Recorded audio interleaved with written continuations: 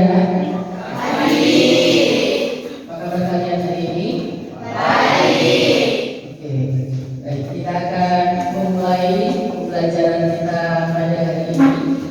Namun sebelum kita mulai, kita akan berdoa dulu dan tolong Tuhan bantu dan pandu kemana dalam berdoa menurut agama dan keyakinan masing-masing. Dipersilakan. Teman-teman, sebelum mulai kegiatan adalah kita berdoa menurut keyakinan dan agama masing-masing. Doa dimulai.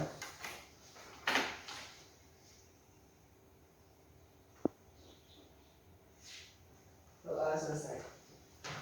Ya, terima kasih Muhammad. Baik, anak-anak, ibu akan cek kehadiran kalian dulu pada pelajaran kita pada hari ini. Made Esti Lestari, Deswita Maharani, Komang Eka, Kade Febrianti, Regi Huju, Wayani Wanti, Angelina Saleh, Nasiba, Fiza, Ratu. Apakah kalian siap untuk belajar hari ini? Siap. Masih bersemangat? Masih. Berikan senyumnya kalau masih semangat. Ya. Baik. Pada pertemuan yang lalu kita sudah membahas tentang larutan asam dan basa.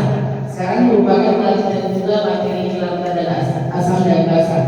Namun pada pertemuan yang lalu kita melakukan pengujian terhadap sifat-sifat larutan asam dan basa ya, dengan menggunakan kertas lakmus dan dengan apa? Indikator universal. Dan untuk memecahkan masalah kemarin, apakah jeruk itu asam atau basa ataupun obat pahit asam ataupun basa, kita sudah melakukan juga pengujian. Apa yang diperoleh pada pertemuan yang lalu? Kalau jeruk itu apa sifatnya? Ditandai dengan pengujian kertas lakmus warnanya apa? Merah. Kertas lakmus biru warnanya? Merah. Kalau obat mah yang ini sifatnya apa? Pengujian dengan kertas lakmus biru. Warna kertas lakmus merahnya biru. Lakmus birunya? Biru. Tetap biru. Dan kalian juga sudah kemarin melakukan pengujian dengan indikator universal juga ya. Dari kesimpulan semua itu yang kita sudah pelajari kemarin, jadi kita menarik kesimpulan bahwa sifat-sifat dari asam dan basa itu kita ketahui. Nah, kalau sifat dari asam sendiri itu yang pertama, melepaskan ion H+ dalam air. melepaskan atau menghasilkan ion H+ dalam air. Nah, kalau basa, menghasilkan ion OH- jika dilarutkan dalam air. jadi dia menghasilkan atau melepaskan ion OH- atau hidroksida dalam air. Kemudian rasanya asam. Sifat yang kedua dari asam, rasanya asam. Sifat yang ketiga, Bersifat korosif. bersifat korosif. Kemudian kalau basa, selain dia menghasilkan atau melepaskan ion hidroksida dalam air, sifat yang kedua dari basa adalah Rasanya pahit. rasanya pahit atau getir. Kemudian Kaustik. ya, bersifat kaustik. Itu merupakan sifat dari asam dan basa yang sudah kita pelajari dari pertemuan yang lalu. Ya, nah, ya, kita lihat. Apa yang kalian lihat dari gambar ini?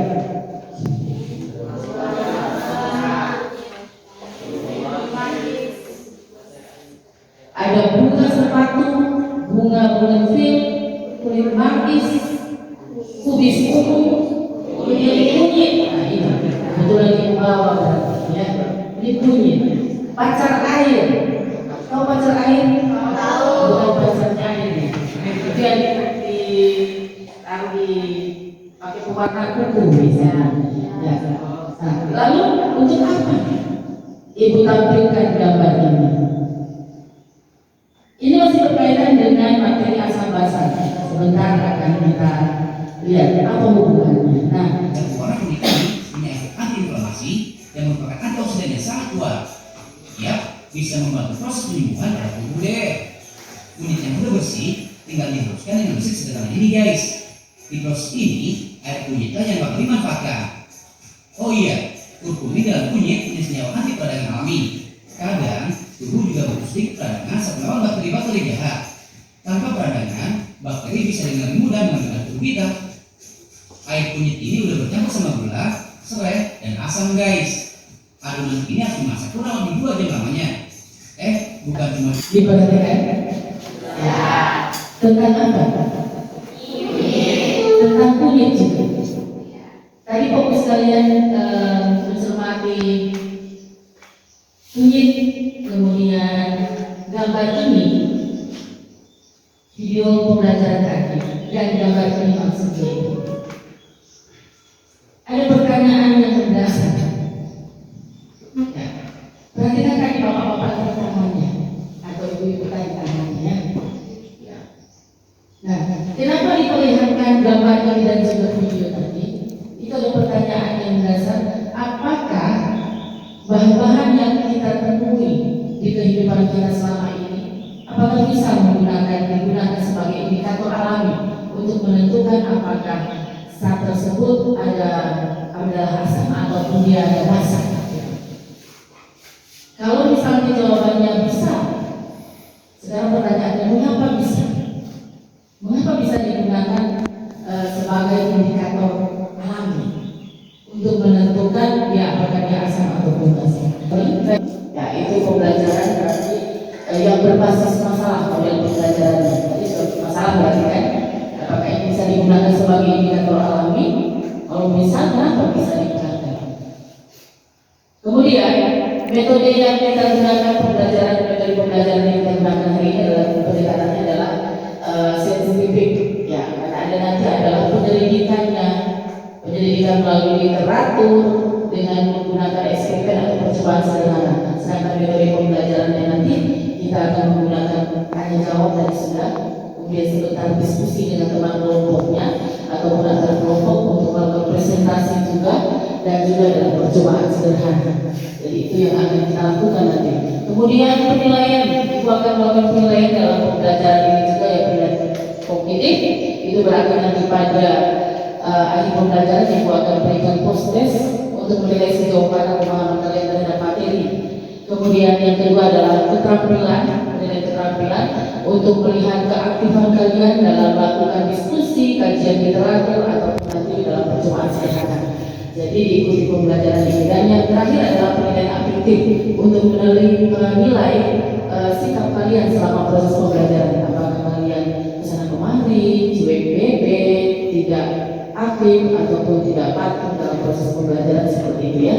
Jadi diikuti tentang pembelajaran ini karena ini akan berguna ke depannya nanti, dan masalah seperti ini contohnya kunyit ini kan dekat dengan kehidupan kita sehari-hari. Ya. Jadi bisa Anda lihat ya, tadi sendiri akan menjawab sendiri pertanyaan-pertanyaan yang berkaitan. Oh, ternyata memang sifatnya adalah ini. Oh, kenapa terjadi perubahan warna? Karena ini, gitu ya. Dan tujuan pembelajaran nanti, ya, melalui tayangan video dan diskusi kelompok, peserta ini dapat menganalisis bahan alami yang dapat digunakan sebagai indikator alami dengan tepat. Ya, tadi sudah ditonton video loh. Peserta ini dapat menganalisis bahan alami yang dapat digunakan sebagai indikator alami dengan tepat. Kemudian yang kedua, melalui percobaan, ya, sebentar, peserta ini dapat menganalisis perbedaan sifat asam dan basa menggunakan indikator alami dengan teliti, gitu ya. Oke. Sekarang kita lihat gambar ini. Apa yang terlihat?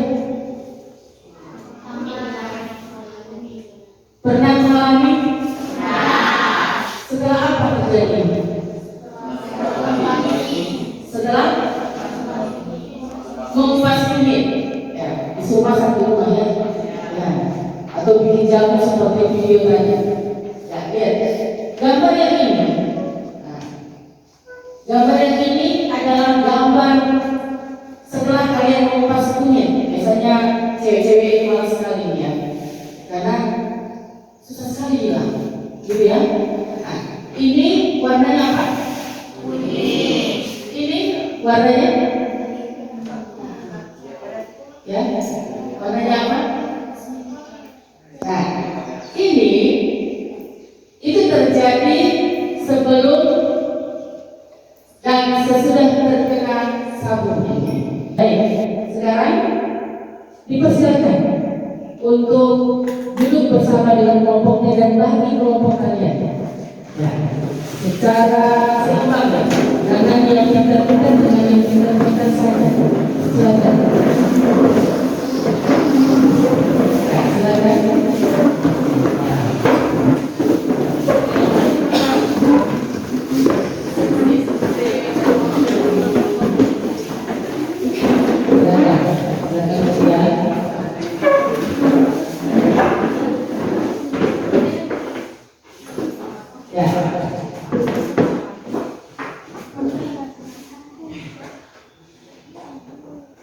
Nah, sebagai panduan nanti, silakan masing-masing kelompok, silakan ketua kelompoknya mengambil modul sebagai bahan referensi kita pada bagian ini. Silakan modul dan juga LKPD-nya masing-masing.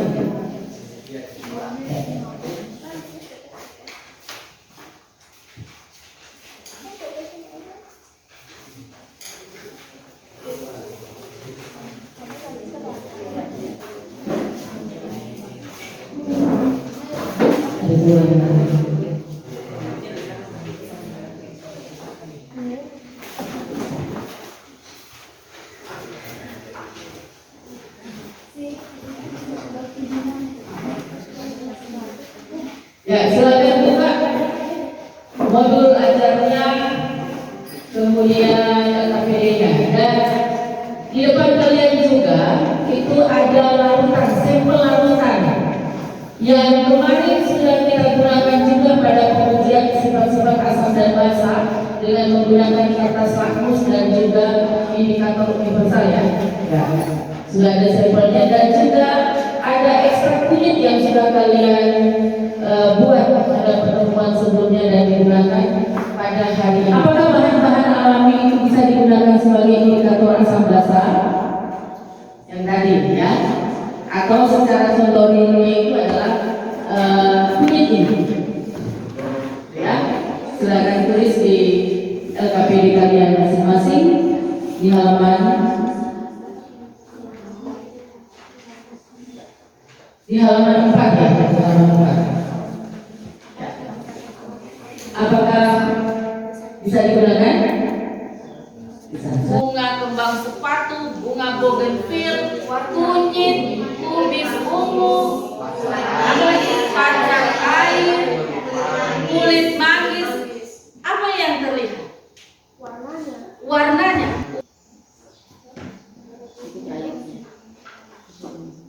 Keywordnya seperti itu.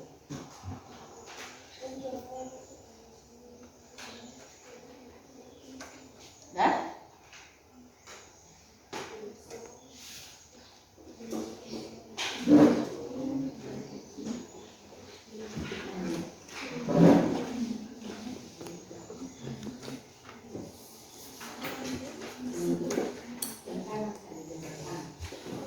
Pertama itu kenapa bisa terjadi perbedaan warna sebelum kena sabun dan sesudah kena sabun. Pertama itu. Sekarang kita akan melakukan prosedur atau percobaan sederhana berdasarkan sampel larutan yang ada di meja kalian masing-masing dengan menggunakan indikator alami, yaitu salah satunya adalah kunyit. Silakan. Jadi ikuti prosedur, baca baik-baik prosedur kerja pada langkah-langkah yang tertera pada LKPD tersebut.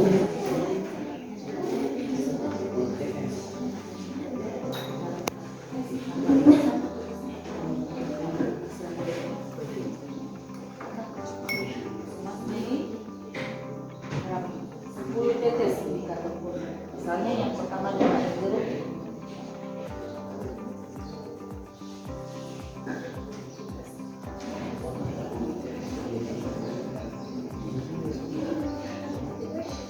Oke, nah, silakan stirrer atau kotak.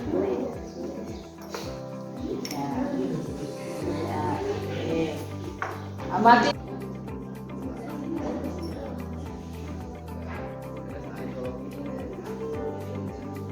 Berapa tetes sana di LKPD? 10. Oke, 10 tetes.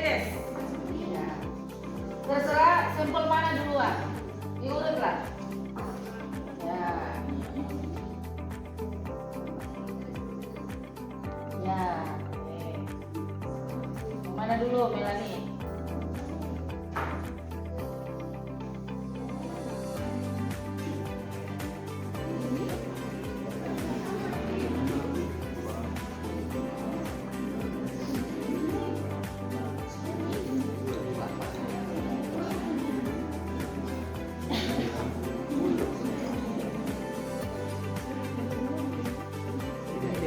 Ini apa? Dulu ya.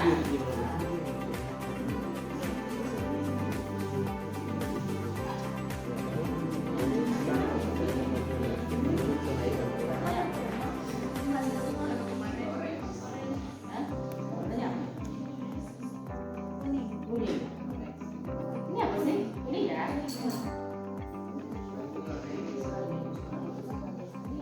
Ini apa? Kuning. Sama ya? Itu caranya ya? Oke, lanjut. Kemudian ini lakukan. Masukkan ini. Ya. Ada perubahannya, setelah itu baru ini apa?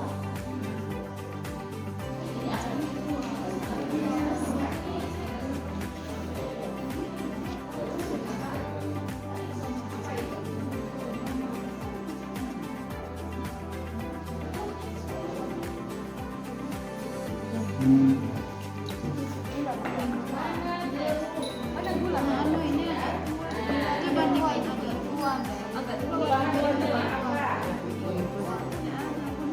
Bentuknya apa? Ini masa Ini apa? kuning pudar pudar tadi. Ah, iya pudar kayak ini. Oh, bukan yang ini yang Dian ini yang di sini di Kita dengarkan hasil pemaparan dari kelompok 1. Warahmatullahi wabarakatuh. Oke, selamat pagi dan Om Swastiastu.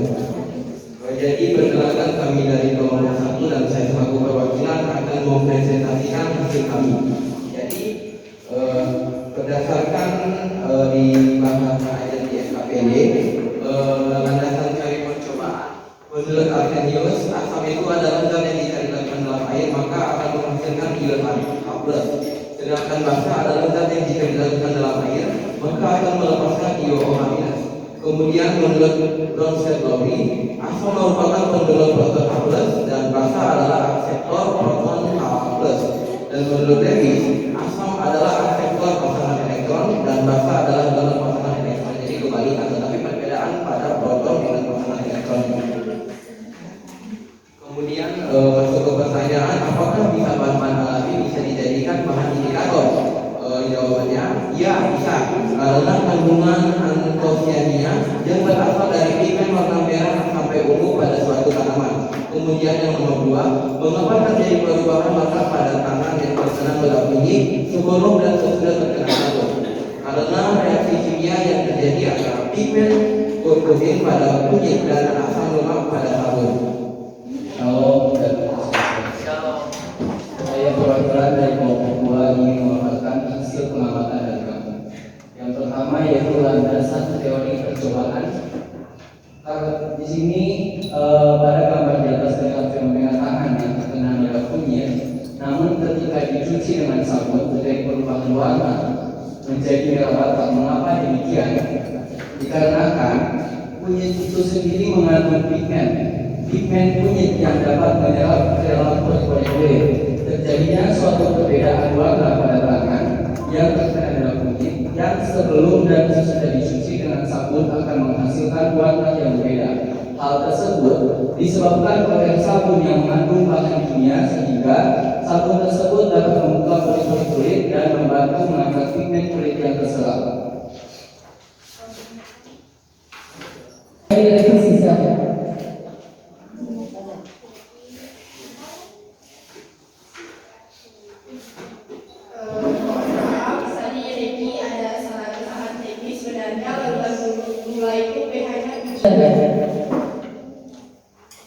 Oke, baik. Jadi kami dari kelompok 1 akan bertanya kepada kelompoknya lagi. Jadi pertanyaan kami tadi kalian memaparkan bahwa di dalam terjadi perubahan warna. Pertanyaan kami, apa nama pigmen tersebut kalau bisa dijelaskan? Ya, pigmen yang menyebabkan perubahan warna pada sampel larutan begitu ya. Ya. Mau dijawab langsung atau mau ditampung dulu? Dijawab langsung, silakan. Baik, saya akan menjawab pertanyaan, saya akan menjelaskan. Tadi kan sudah dijelaskan kan apa yang disebut sebagai pigmen kurkumin. Kurkumin itu atau yang disebut sebagai zat kimia yang dapat mengubah warna pada kunyit adalah senyawa polyphenol yang memberikan warna kuning cerah pada kunyit. Senyawa ini memiliki sifat antioksidan dan juga digunakan sebagai pewarna alami dalam bahan makanan. Ketika kunyit digunakan sebagai bumbu atau warna, kurkumin memberikan karakteristik warna kuning yang khas pada makanan atau bahan yang terkena. Bagaimana cara mengidentifikasi asam atau basa sekaligus dapat menentukan kekuatannya dengan memanfaatkan bahan alam? Dapat dilihat dari perubahan warna yang dihasilkan. Contohnya, apabila warna kunyit pudar, maka dapat dihasilkan bahan tersebut memiliki pH kurang dari 7, yang berarti cenderung bersifat asam. Sementara, jika warna kunyit berubah menjadi kuning tua, menunjukkan pH lebih dari 7, yang berarti cenderung bersifat basa.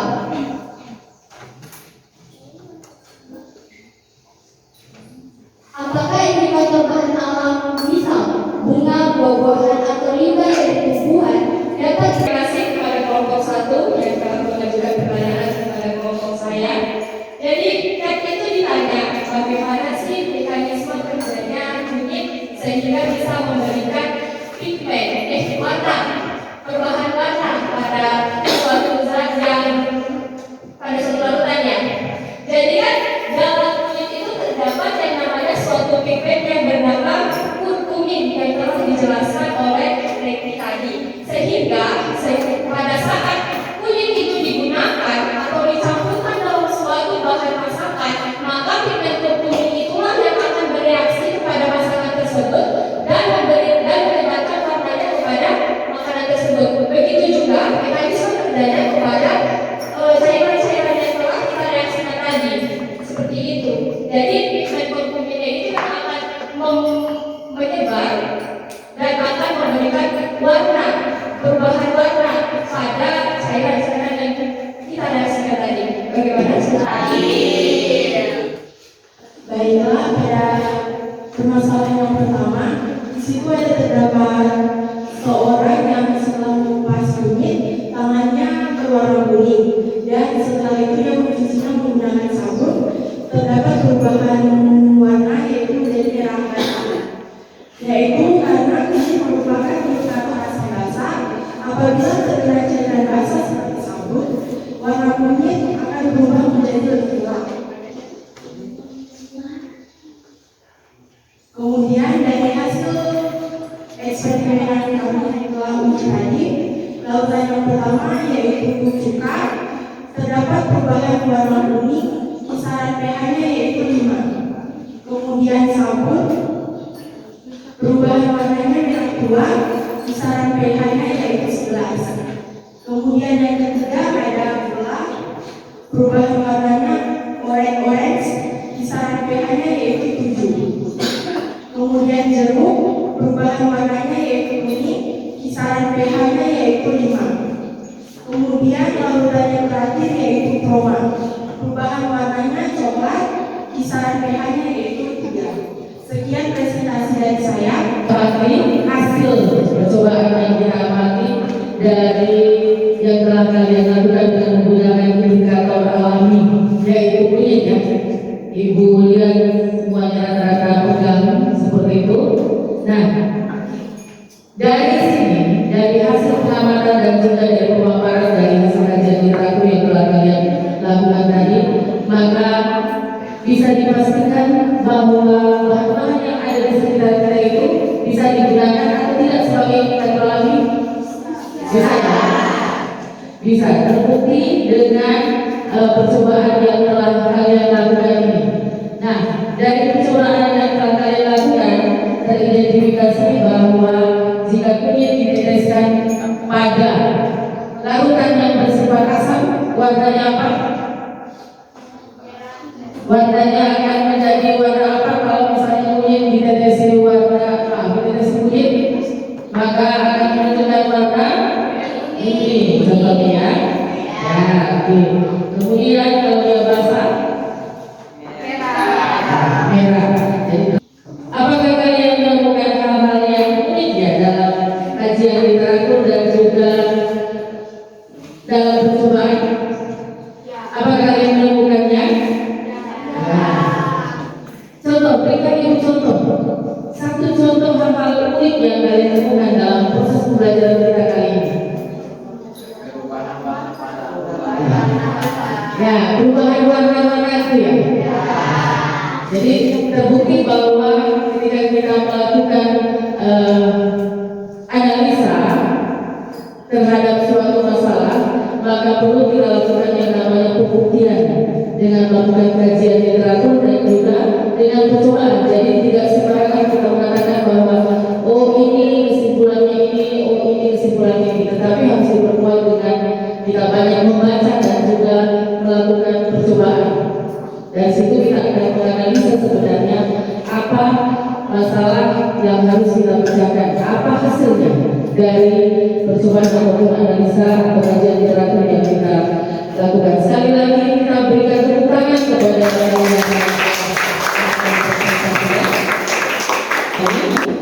dipersilakan kalian untuk mengerjakan soal-soal yang berada pada bahan ajar kalian pada modul pada halaman 11. Silakan kalian masing-masing dari kalian membuka modul ajarnya pada halaman 11 dan silakan dikerjakan. Baru setelah itu kalian kumpulkan ketika sudah selesai mengerjakan.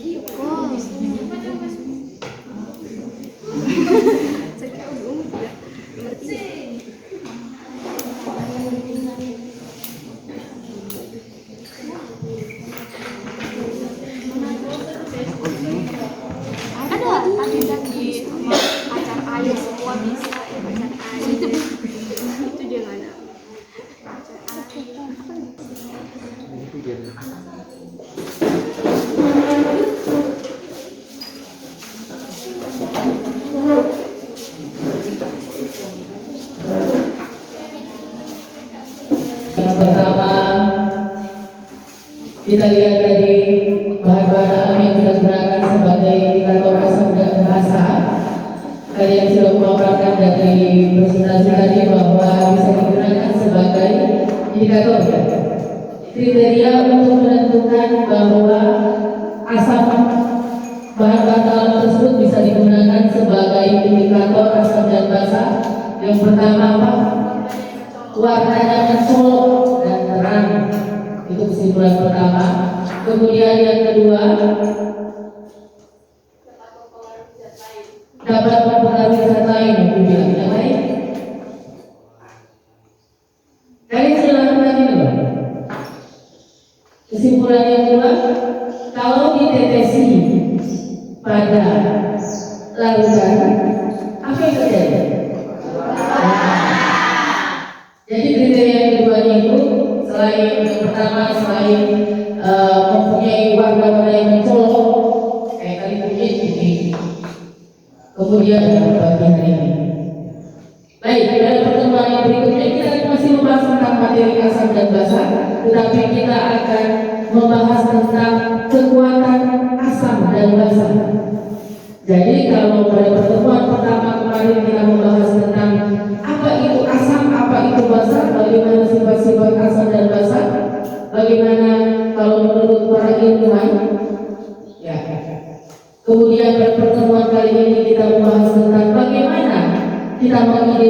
mengidentifikasi sifat asal dan basa kalau kita menggunakan indikator alami. Dan pada pertemuan berikutnya kita akan membahas tentang kekuatan asam dan basa itu sendiri. Ya, karena di alam ini juga atau di senyawa-senyawa kimia itu sendiri ada sifat-sifatnya yang bersifat bahan-bahannya, ada yang bersifat senyawa asam kuat, ada yang senyawa asam lemah, ada yang basa kuat, ada yang basa lemah, seperti itu. Jadi kita akan membahas itu pada pertemuan berikutnya. Baik.